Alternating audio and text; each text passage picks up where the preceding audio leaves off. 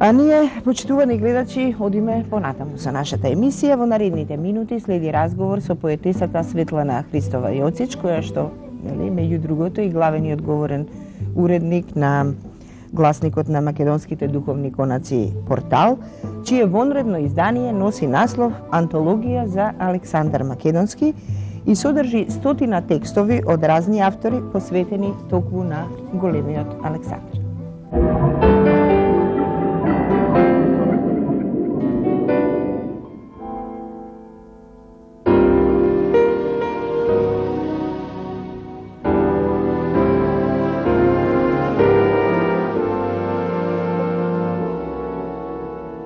Антологијата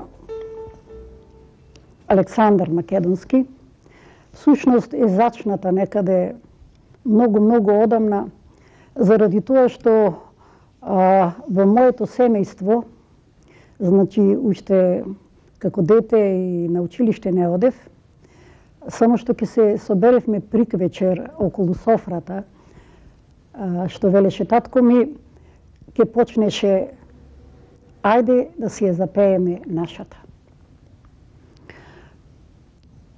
И слушав и се пееше песната за Александар Македонски. Покрај тоа што се пееа песни за Александар Македонски, исто така се зборуваше за тој наш цар, за таа наша сила, за тоа наше величие.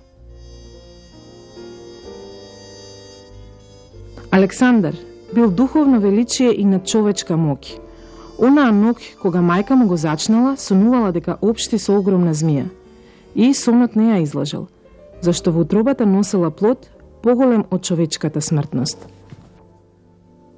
Минува многу години, многу време и така се со ред, јас лакомо, едноставно ги прибирав сите книги што за жал многу малку книги има за Александар Македонски во Македонија, но имаше и некои преведени и така редом, но ако кажам дека над 300.000, и тоа е малку од сето тоа што е напишано за Александар Македонски, и едноставно решивме редакцијата на списанието Портал да издадеме една антологија за нашиот Александар Македонски.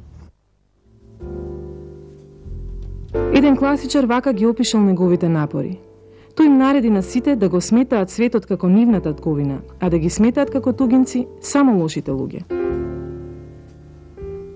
Првите страни нова антологија се дикта ет скрипта, односно кажано и запишано за Александар Македонски.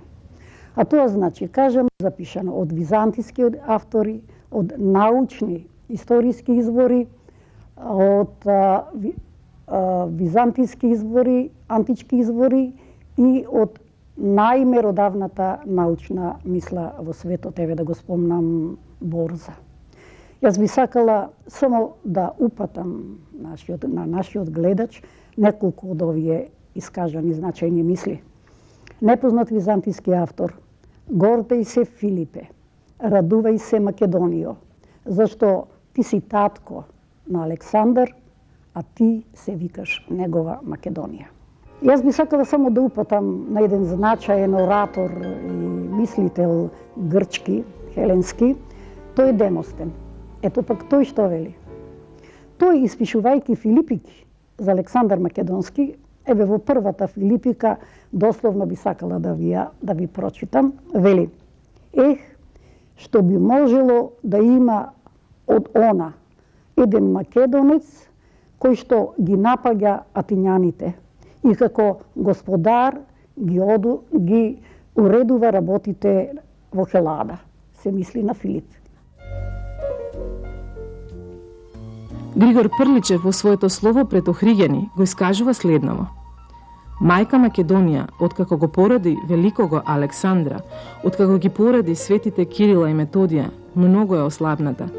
Од тога мајка Македонија лежи на своето легло, ужасно изнеможена, совршено премрена.